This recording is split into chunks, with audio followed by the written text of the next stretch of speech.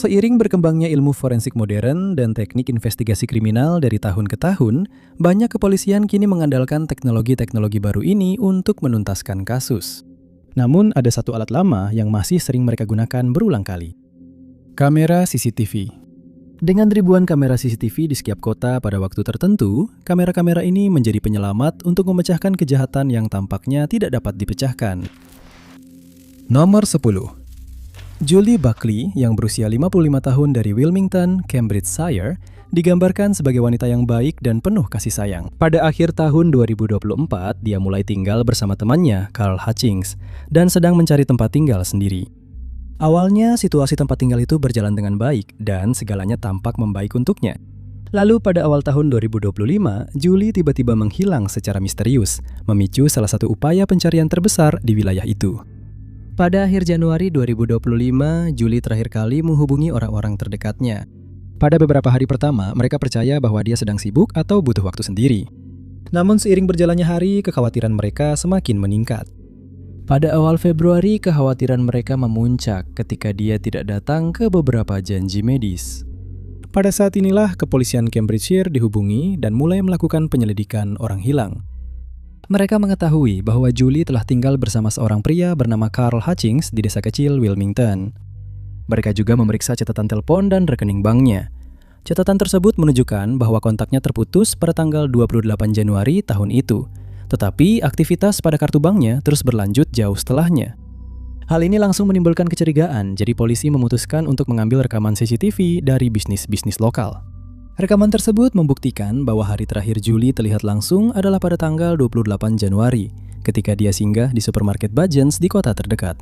Saat mereka terus menelusuri rekaman tersebut, mereka menemukan petunjuk penting. Pada tanggal 30 Januari, pukul 8.41 pagi, Carl tertangkap kamera sedang membeli alkohol di sebuah toko lokal, dan dia menggunakan kartu bank Julie. Penyelidik juga mengetahui bahwa antara saat Julie dinyatakan hilang dan dimulainya penyelidikan, Carl telah menjual mobil Julie seharga 500 pound sterling. Pada tanggal 13 Februari, polisi Cambridgeshire memutuskan untuk mengunjungi Carl, dan saat dia menyambut mereka masuk ke rumahnya, mereka melihat tetesan merah di seluruh properti itu. Tak lama setelah itu, Carl ditangkap karena telah menghilangkan nyawa Julie. Baru pada bulan September 2025, jenazahnya ditemukan di desa terdekat, Christchurch. Pemeriksaan autopsi menunjukkan bahwa dia mengalami setidaknya 11 pukulan di kepala. Pada saat itu, Carl sudah berada di penjara menunggu persidangannya. Pada akhir tahun 2025, Carl mengaku bersalah atas kematian Julie. Pihak pembelaannya telah mengajukan beberapa permohonan untuk dakwaan yang lebih ringan dengan alasan gangguan mental yang mengurangi tanggung jawab pidananya. Namun, semua permohonan tersebut ditolak. Dia dijadwalkan akan dijatuhi hukuman pada tanggal 9 Juli 2026, dan banyak orang percaya bahwa dia akan menghadapi hukuman seumur hidup. Nomor 9. Pada tanggal 6 Februari 2026, ketenangan hidup di desa di India terganggu oleh suara sirene polisi dan pengerahan besar-besaran. Selama beberapa jam berikutnya, polisi di Agra, Uttar Pradesh akan bekerja setiap menit yang tersedia untuk mengungkap kebenaran di balik apa yang ditemukan pada hari itu. Pagi itu, para pekerja di Agra melihat sebuah buntelan selimut yang ditinggalkan di pinggir Yamuna Expressway dekat sebuah desa.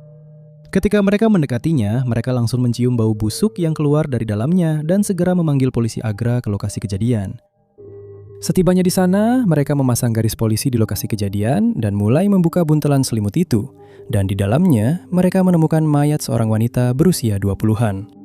Pemeriksaan di lokasi kejadian menunjukkan adanya bekas di sisi lehernya sesuai dengan bekas jeratan, dan terdapat tulisan atau tato bertuliskan Sani di lengannya. Tidak ada seorang pun di desa yang tahu siapa wanita itu, dan polisi tahu mereka harus segera bekerja untuk mengidentifikasinya. Sebuah imbauan media diluncurkan di mana wanita tersebut digambarkan sebagai wanita muda berusia antara 20-an hingga 30-an, berambut hitam, mengenakan pakaian bagus, serta memakai kajal di matanya dan lipstik di bibirnya. Imbauan tersebut juga menambahkan bahwa terdapat luka di pipinya yang diyakini sebagai luka pertahanan diri. Polisi Agra juga memutuskan untuk melakukan sesuatu yang tidak biasa dan menggunakan AI generatif untuk membuat foto perkiraan rupa wanita tersebut saat masih hidup. Gambar ini bersama dengan gambar hasil autopsi disebarkan dan tidak butuh waktu lama bagi polisi untuk menerima petunjuk. Sambil mereka berusaha mengidentifikasi korban tersebut, mereka juga mencoba mencari orang yang bertanggung jawab. Jembatan atau jalan tol tempat dia ditemukan sangat ramai dan dipenuhi dengan kamera CCTV. Sore itu, petugas menelusuri rekaman selama berjam-jam dan menemukan petunjuk. Dalam rekaman tersebut, seorang pria terlihat mengemudi perlahan di jalan, dan dalam sekejap, pria itu kemudian mengeluarkan tubuh wanita yang dibungkus selimut dan meletakkannya di pinggir jalan sebelum pergi. Polisi mengikuti mobil itu melalui puluhan kamera, dan setelah kerja keras, mereka mendapatkan jawabannya. 24 jam setelah jasadnya ditemukan, wanita itu secara resmi diidentifikasi sebagai Sonali. Nama belakangnya tidak dirilis ke media. Dan tersangkanya adalah Sani yang berusia 25 tahun. Menurut polisi, Sani telah menyerang dan mencekik Sonali di suatu tempat di Delhi sebelum membungkus tubuhnya dan membuangnya di pinggir jalan. Menurut laporan, keduanya sedang menjalin hubungan, namun pada tanggal 5 Februari, Sonali memberitahu Sani bahwa dia ingin mengakhiri hubungan mereka seolah-olah dia telah menjalin hubungan dengan orang lain. Hal ini membuatnya marah dan diyakini bahwa dia bersama beberapa temannya bersekongkol untuk menghabisi nyawa Sonali. Hingga Juli 26, Sani masih menunggu persidangan. Nomor 8. Amber Check yang berusia 20 tahun dari Hutchinson, Minnesota, digambarkan oleh orang-orang yang mengenalnya sebagai wanita muda yang cerdas dan penuh kasih yang sangat peduli pada komunitasnya. Pada pertengahan tahun 23, Amber lulus dari sekolah menengah dan langsung mengetahui jalur karirnya, yaitu pengelasan. Pada bulan Mei tahun 24, dia menyelesaikan kursus pengelasan selama 10 bulan di sebuah perguruan tinggi komunitas setempat, di mana para pengajarnya menggambarkan dia sebagai murid yang baik dengan bakat alami di bidang pengelasan dan teknik. Dia juga dikenal sangat pekerja keras, dan keterampilan ini membawanya mendapatkan pekerjaan hanya dalam waktu 1 bulan setelah menyelesaikan kursusnya. Pada bulan Juli tahun itu, Amber mulai bekerja di Advanced Process Technologies di kota terdekat, Kokato. Dia langsung bisa berbaur dengan rekan-rekannya yang menyadari keterampilan alaminya dan sifatnya yang mudah bergaul. Namun tetap saja, tidak semuanya berjalan mulus. Menurut sebuah laporan dari Institute of Women's Policy Research, 1/4 pekerja terampil perempuan melaporkan bahwa mereka selalu atau sering mengalami pelecehan dari rekan kerja laki-laki mereka. Bukan hanya industri pengelasan saja yang menghadapi tantangan ini, karena perempuan di bidang yang didominasi laki-laki juga sering melaporkan adanya budaya pelecehan. Amber adalah salah satu dari sedikit perempuan di perusahaan itu. Dan meskipun sebagian besar rekan kerjanya menerima dia dengan baik, ada satu rekan kerja yang tidak menyukainya. Meskipun menghadapi banyak rintangan, Amber tetap maju dan berhasil mengatasi setiap hambatan dan mencapai setiap target yang ditetapkan untuknya. Dia sangat mencintai pengelasan dan teknik, sehingga ketika tidak sedang bekerja, dia mengajar di sekolah menengah lamanya dan menjadi pendukung kuat bagi perempuan di bidang keterampilan teknis. Pada tanggal 11 November 2005, Amber tiba di tempat kerja lebih awal seperti biasanya dan membuat kopi untuk dirinya sendiri. Setelah siap memulai hari, dia menuju ke tempat kerjanya dan langsung tenggelam dalam pekerjaannya. Dia tidak sendirian di pabrik, ada rekan-rekan kerjanya yang juga sedang bertugas di dekatnya. Beberapa saat sebelum pukul 6 pagi, kantor Sheriff Wright County menerima panggilan untuk datang ke pabrik tersebut. Dalam panggilan tersebut, salah satu rekan kerja Amber melaporkan bahwa dia mengalami pendarahan di kepala dan membutuhkan bantuan segera. Awalnya tampak seperti sebuah kecelakaan telah terjadi, tetapi ketika mereka tiba di pabrik, mereka menemukan kebenarannya. Pagi itu, David Bruce DeLong yang berusia 40 tahun masuk kerja untuk shift pagi dan pergi ke tempat kerjanya. Beberapa saat sebelum pukul 6 pagi, dia mengambil palu, berjalan menuju Amber, dan menyerangnya. Dan setelah serangan itu selesai, dia dengan tenang berjalan ke rekan kerjanya yang lain dan berkata, "Aku memukulnya dengan palumu. Dia ada di dekat kotak perkakasmu. Dia sudah tiada." Meskipun para medis telah berusaha sebaik mungkin, Amber tidak berhasil selamat dari luka-lukanya dan dinyatakan meninggal di tempat kejadian. Kantor Sheriff Wright County meminta salinan rekaman CCTV pabrik dan ketika mereka menontonnya, mereka melihat seluruh kejadian itu terjadi. David ditangkap tak lama setelah itu dan dia memberikan pengakuan penuh kepada polisi. Dia mengatakan kepada mereka bahwa dia sudah merencanakan serangan itu sejak lama dan dia tidak menyukai Amber. Setelah kepergiannya, para perempuan pekerja terampil di seluruh Amerika Serikat menyumbangkan ribuan dolar ke GoFundMe miliknya untuk menutupi biaya pemakaman, menunjukkan kekuatan dan persatuan yang ada di dalam komunitas tersebut. Persidangan terhadap David telah berlangsung lama dan berlarut-larut dengan kabar terbaru pada April tahun 2026 ketika dia dinyatakan tidak kompeten secara mental bahkan untuk menjalani persidangan. Menurut laporan, seorang psikolog menentukan bahwa David tidak memiliki kapasitas untuk menjalani persidangan karena penyakit mental. Pihak pembela juga telah mendorong agar David dikirim ke rumah sakit jiwa daripada tetap ditahan, tetapi tidak jelas apakah dia pernah dipindahkan. Jaksa dalam kasus ini bertekad untuk menuntaskannya dan sedang menunggu hari di mana David menyelesaikan perawatan kesehatan mentalnya agar mereka dapat menuntut hukuman seumur hidup tanpa kemungkinan pembebasan bersyarat. Nomor 7. Museum Louvre di Paris berdiri sebagai salah satu ikon budaya terbesar Prancis. Museum ini pertama kali dibuka pada tahun 1793 atas permintaan bangsawan Prancis pada saat itu. Awalnya, museum ini dibuat sebagai cara bagi mereka untuk memamerkan kekayaan dan barang-barang langka mereka. Tetapi seiring waktu, museum ini menjadi tempat bagi warga Prancis biasa untuk melihat karya seni dan benda-benda tak ternilai. Pada era 1900-an, museum ini menjadi tujuan favorit bagi para pecinta seni dari Eropa dan seluruh dunia. Di zaman modern, kita mengenalnya sebagai rumah bagi Mona Lisa, Liberty of the People, dan Venus de Milo, di antara ribuan karya lain yang memiliki nilai budaya tinggi.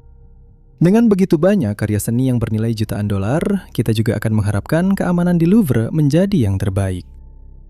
Pada Februari tahun 2025, sekelompok pencuri tidak hanya berhasil masuk, tetapi juga berhasil mencuri barang-barang tak ternilai dan melarikan diri sebelum ada yang menyadarinya. Perampokan abad ini, seperti yang disebut banyak orang, menunjukkan kepada dunia betapa longgarnya keamanan di tempat itu. Pada tanggal 19 Oktober, staf di museum terkenal dunia sedang memeriksa pameran seperti biasanya. Beberapa saat setelah pukul 10 malam, seseorang membunyikan alarm dan melaporkan bahwa beberapa barang hilang dan museum telah dirampok. Polisi Paris segera datang ke Louvre dalam hitungan detik dan penyelidikan pun dibuka.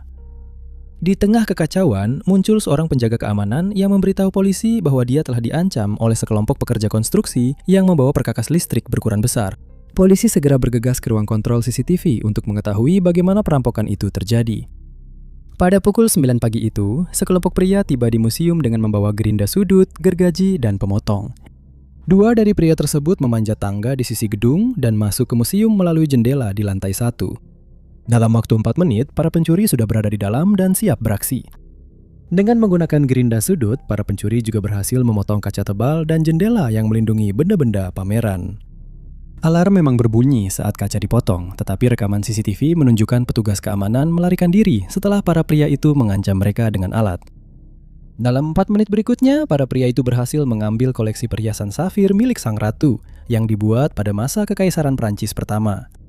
Mereka juga mencuri satu set perhiasan yang berisi kalung dan anting zamrud bersama dengan bros dan mahkota permaisuri Eugenie yang dibuat pada masa Napoleon yang ketiga. Para pria itu hanya membutuhkan waktu kurang dari 3 menit 57 detik untuk membobol etalase-etalase ini dan mengambil isinya.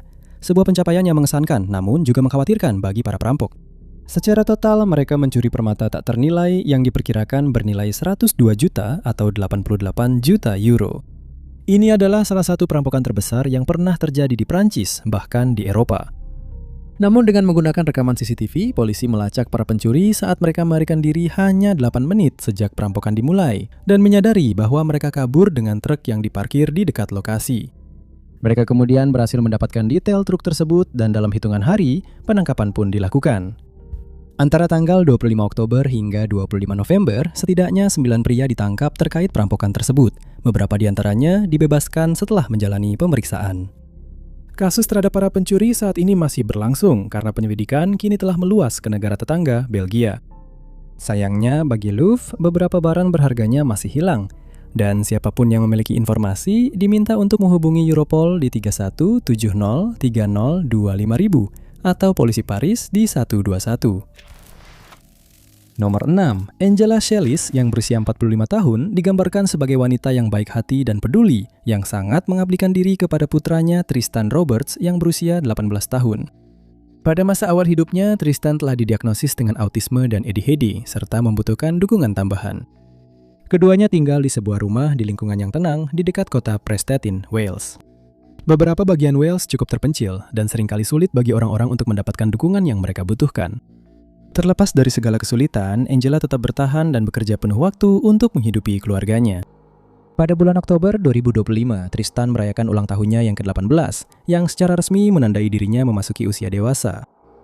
Menurut keluarganya, dia selalu menjadi pria yang pendiam dan tertutup, yang lebih suka menghabiskan waktu luangnya di dunia maya.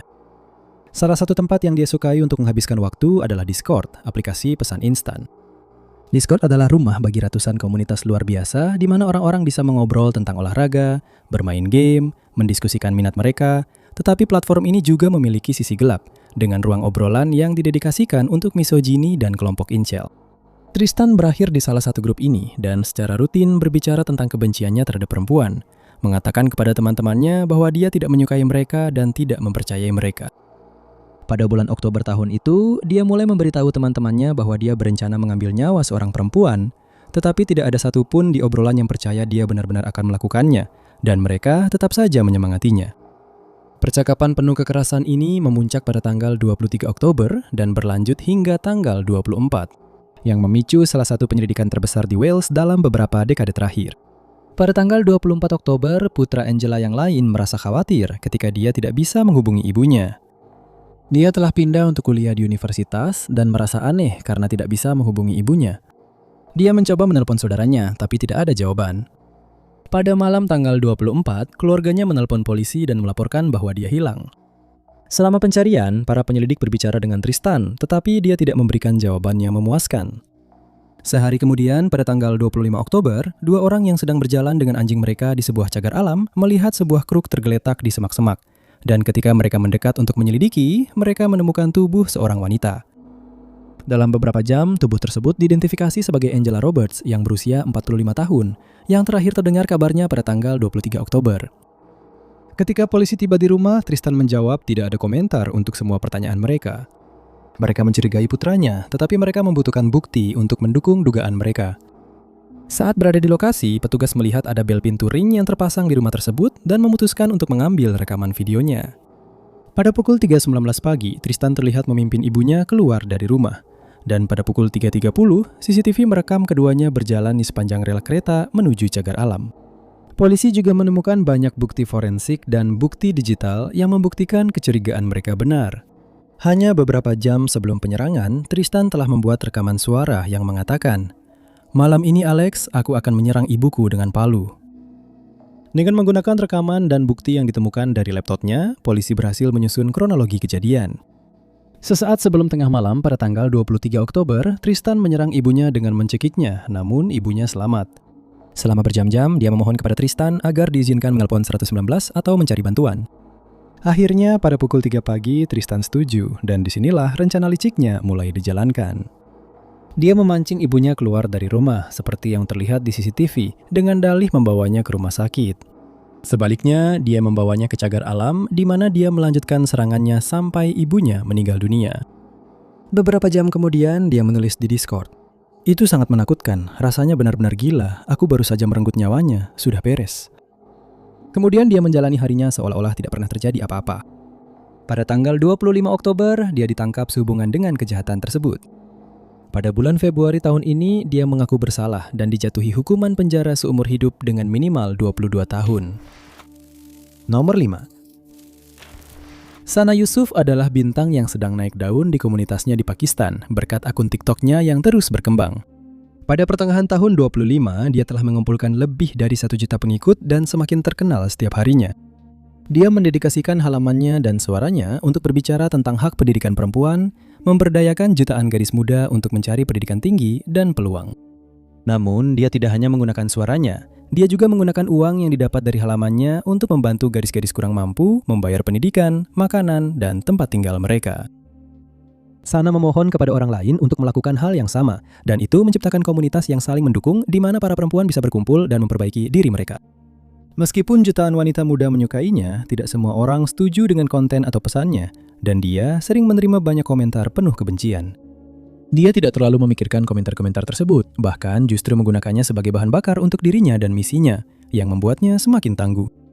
Ketenaran dan kekayaan barunya awalnya cukup sulit untuk dihadapi, tetapi dia dengan cepat belajar untuk menghadapi ketenaran di internet. Pada bulan Juni tahun 25, dia sedang berada di pertengahan tahun keduanya di universitas dan mulai merencanakan karir impiannya setelah lulus pendidikan.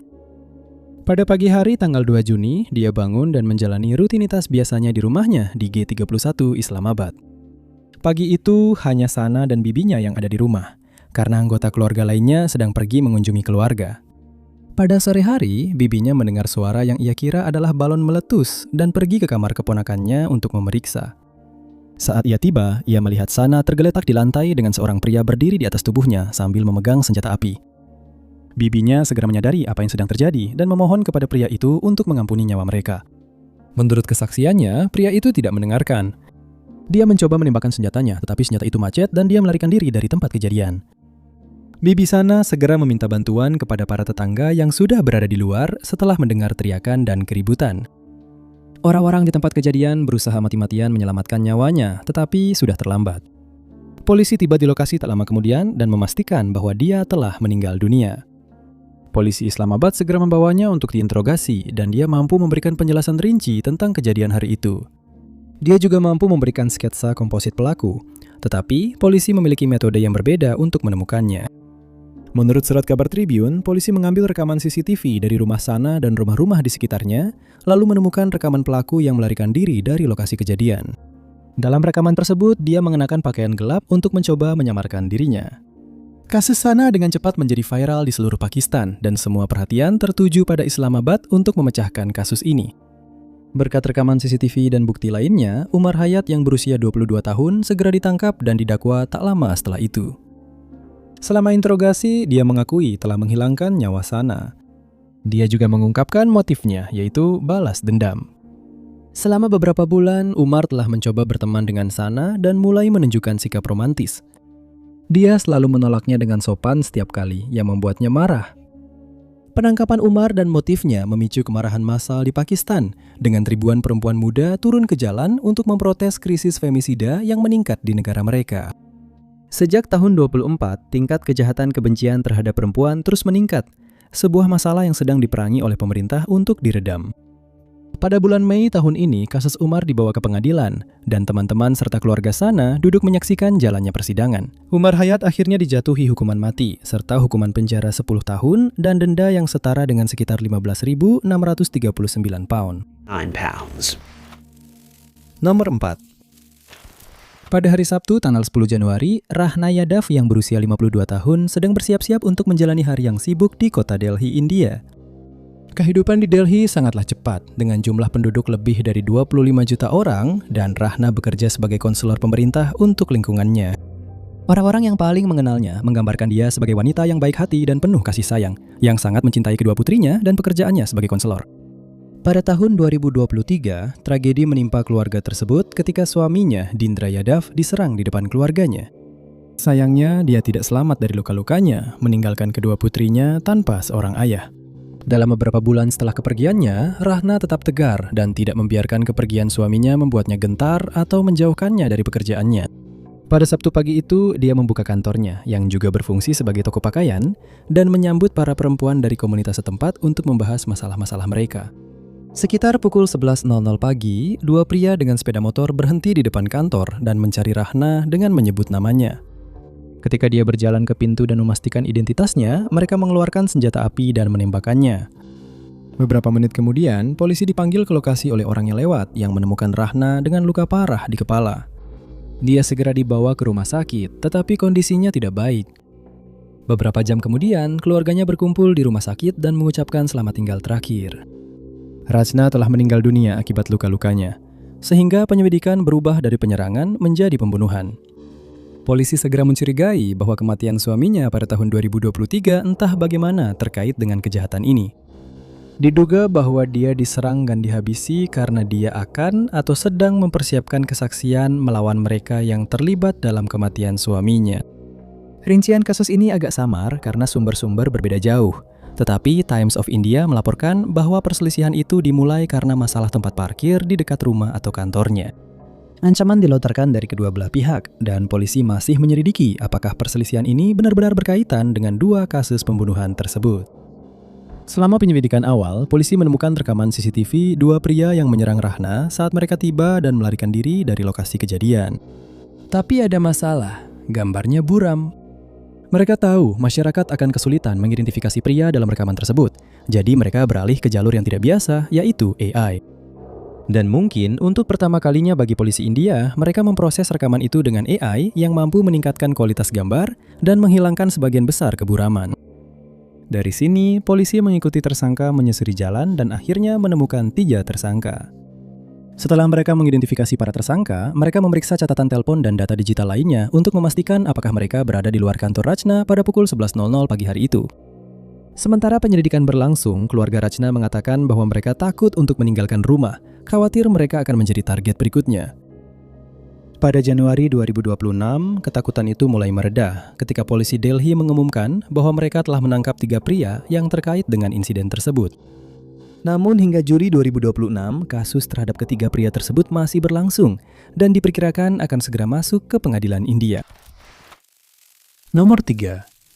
Pada 16 Maret 2026, polisi di Jammu dan Kashmir menerima telepon sekitar pukul 21.30. Warga yang sedang bersantai di pinggiran Chota dan Moran Miran Sahib melihat seseorang di jembatan yang menghubungkan kedua wilayah mereka. Saat mereka mendekat, mereka menyadari itu adalah sebuah mayat, yaitu seorang pria berusia 46 tahun yang namanya dirahasiakan. Menurut laporan polisi Jammu, pria tersebut mengalami luka yang jelas di lehernya yang menyebabkan ia kehilangan nyawanya. Keluarganya segera diberitahu dan diwawancarai oleh polisi, dan mereka mengatakan kepada polisi bahwa mereka tidak mengetahui adanya musuh, namun hal ini nantinya terbukti tidak benar. Dengan sangat sedikit bukti yang bisa digunakan, polisi Jammu beralih ke ratusan kamera CCTV yang tersebar di jalan-jalan pinggiran kota. Mereka memutar ulang rekaman ke pukul 9 malam dan menyaksikan kejahatan itu terjadi secara real time. Beberapa saat setelah pukul 9 malam, 2 pria terlihat mengendarai skuter melintasi jembatan. Saat korban berjalan, mereka mengikutinya sebelum melancarkan serangan. Dengan menggunakan CCTV dan teknik lainnya, polisi Jammu berhasil mengidentifikasi para tersangka hanya dalam waktu 24 jam. Pada 18 Maret, mereka mengumumkan bahwa 2 pria telah ditangkap dan didakwa, Davinder Singh dan Ravinder Singh.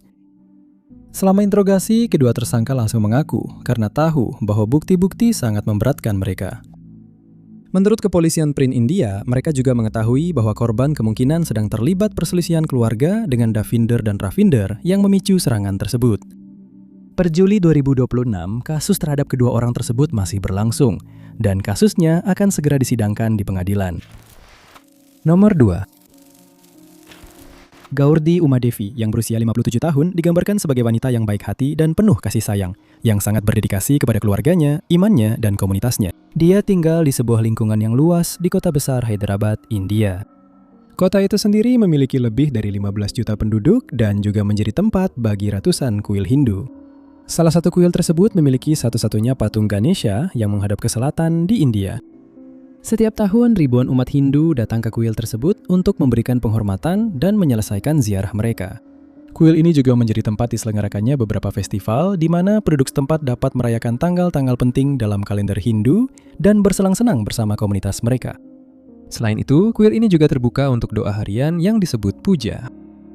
Gurte adalah salah satu warga yang setiap hari mengunjungi kuil untuk berdoa dan merenung dengan tenang. 18 Maret 2022 pun sama seperti biasanya, dan sekitar pukul 18.30 dia meninggalkan rumahnya dan menuju kuil. Setelah beberapa jam berlalu dan tidak ada tanda-tanda dirinya, suaminya melaporkan bahwa dia hilang ke polisi.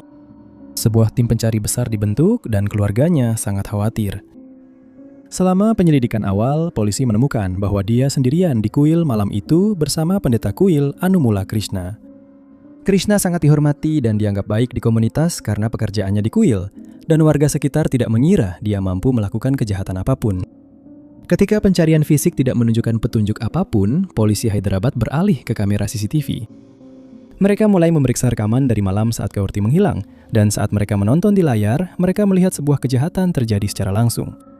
Saat memeriksa rekaman kamera, mereka melihat Krishna menyeret sebuah drum plastik keluar kuil.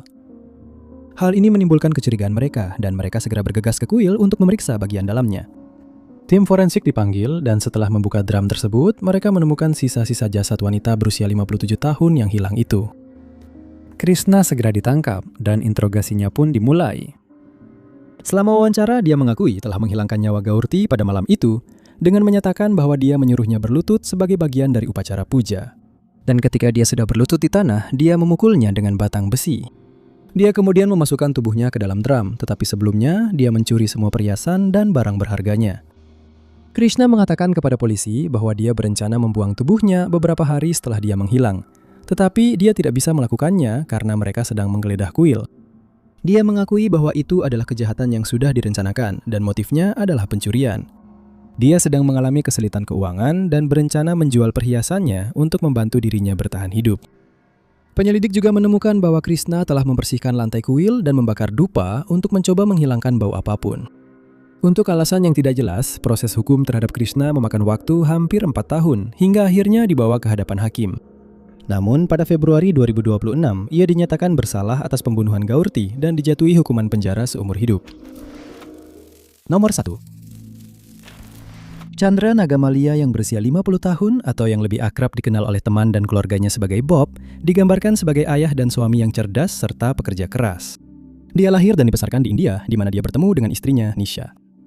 Bersama-sama mereka menjalankan serangkaian bisnis yang sukses, termasuk sebuah restoran.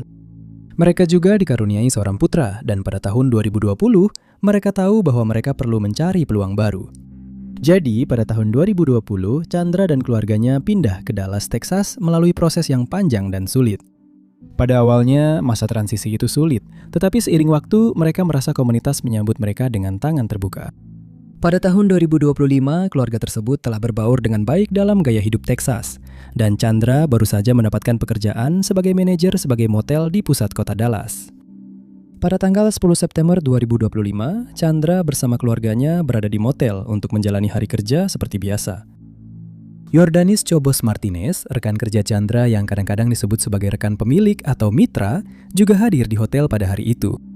Pagi hari berlalu tanpa insiden, dengan Chandra dan Yordanis membersihkan kamar-kamar, menyiapkannya untuk para tamu. Sekitar pukul 8.00 pagi, Chandra mendekati Yordanis dan memberitahu dia serta rekan-rekan lainnya bahwa mesin cuci rusak dan memintanya untuk tidak menggunakannya. Menurut kesaksian para saksi, Chandra meminta salah satu rekan kerjanya untuk menerjemahkan apa yang baru saja dia katakan.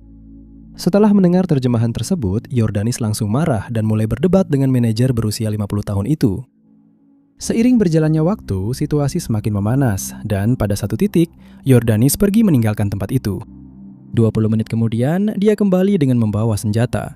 Dia menyerang Chandra, menusuknya dengan pisau beberapa kali tepat di depan istrinya. Serangan itu berlanjut, dan Yordanis melakukan tindakan yang begitu mengerikan sehingga kami bahkan tidak akan menyebutkannya di sini demi menghormati keluarganya. Nisha, istri Chandra, terpaksa menyaksikan serangan itu terjadi, sambil juga merasa takut akan keselamatannya sendiri. Pada pukul 8.30 pagi, seseorang di motel menelpon polisi, dan ketika polisi tiba, mereka disambut dengan pemandangan yang mengerikan. Mereka menemukan tubuh Chandra di tempat sampah, dan Yordanis penuh dengan jejak bukti. Ketika petugas mengambil rekaman CCTV dari hotel, mereka melihat serangan itu terjadi menit demi menit. Yordanis langsung ditangkap di tempat dan dibawa ke penjara. Penyelidikan berlangsung singkat karena polisi memiliki rekaman dirinya menyerang Chandra. Pada akhir September 2025, Yordanis Chobos Martinez secara resmi didakwa dengan pembunuhan. Kasus terhadapnya masih berlangsung, dengan pihak penuntut dan pembela masih mempersiapkan argumen mereka. Pembaruan terakhir dalam kasus ini terjadi pada tahun 2025, dan tanggal sidang selanjutnya masih belum diketahui. Terima kasih banyak sudah menonton. Jika kalian suka dengan video ini, jangan lupa tekan tombol suka. Juga jangan lupa untuk berlangganan dan klik lonceng notifikasi agar tetap mengikuti semua unggahan kami berikutnya. Tapi nama saya Top 5 Unknowns dan saya akan bertemu kalian di video berikutnya.